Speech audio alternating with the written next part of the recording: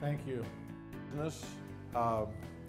It turns out that the competition here is TV and print advertising, the traditional model.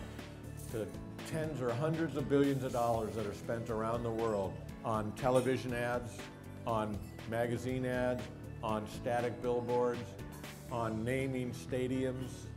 And we've got AT&T Park for our baseball team in the Bay Area.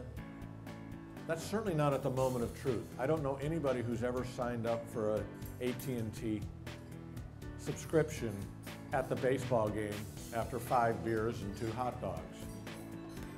That's not the moment of truth. And when you're in front of TV, that's not the moment of truth. You're watching the Super Bowl. The last thing you're thinking about is buying a new car. Other problem with those traditional ways of advertising is you don't know who watched it. You don't know if they were in the room. You don't know if they ever picked up the magazine. You don't know who picked it up. You don't know what they thought. You have no analytics on who they are. You're guessing. They're taking huge, statistically insignificant samples and guesstimates about what you're doing and telling you that, yeah, the right people are watching that advertisement based on who watches that particular show. It's just so vague, and it's buckshot, not rifle shot. It's a shotgun approach, not a laser beam. And the other thing is, you can't do it in real time. The marketing department calls a couple of ad agencies in and says, give me a TV ad. They pick one of the 3 that present. They go off and do the TV ad, run it, and then one of the 2 things happen 6 months later. Either the product went through the roof and the ad agency says, wasn't I good? I am totally responsible for the increase in sales. Look, here's what sales was when we ran the ad. Here's what sales are now after we ran the ad. I get all the credit. Now, if the product doesn't do well, the ad agency says, wow, that was a really terrible product. Here's all the reasons why the customer doesn't want to use the product. They'll give you a complete analysis on everything that you did wrong in product marketing and engineering in launching the product. And it would have been way worse if we hadn't had such a clever ad. We brought them to the table, but they wouldn't eat because you had dog food there. I mean, you'll get one of those 2 answers, and neither one of them is justifiable by any data whatsoever.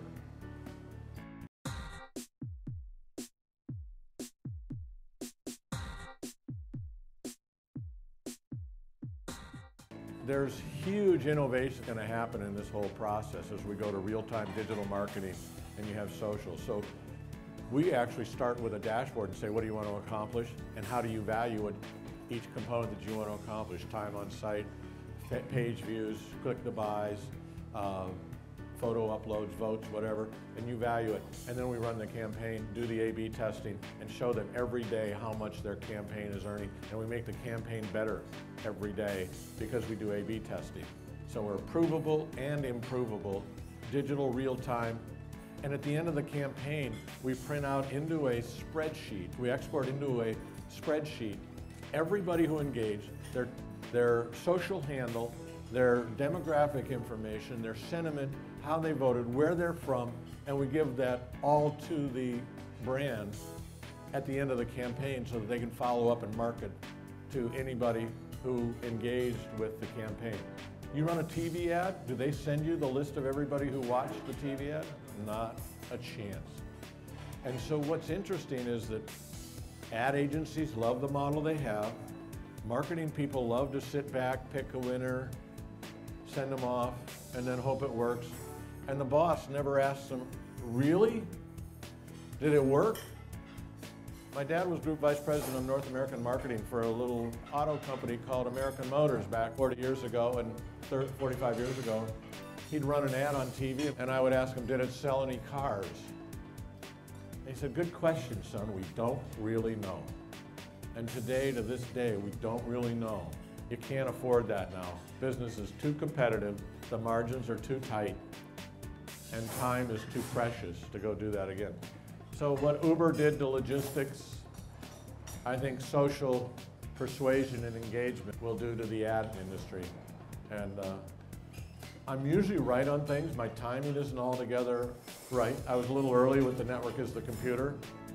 We were a little early on the Internet of Things. We were a little early on open source. We were a little early on a lot of things at Sun.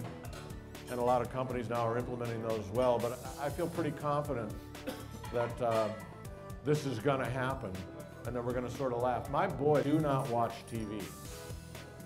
They just don't. They might watch some sporting events, but we usually record them so we can fast forward through the commercials. And so that way they don't miss time from homework by watching commercials. And I've never seen them pick up a magazine. How are you going to get at those folks with the traditional marketing messages and avenues that we have? So there's a big, big change. I think we're going to Uber the traditional, we call it Madison Avenue in New York, where all the guys with, and if it's a creative person at your ad agency versus Mankind, and Mankind means everybody who's posting social content about your product, I will guarantee you Mankind will come up with better content than one single creative person in your ad agency. So I always vote on Mankind versus a single person.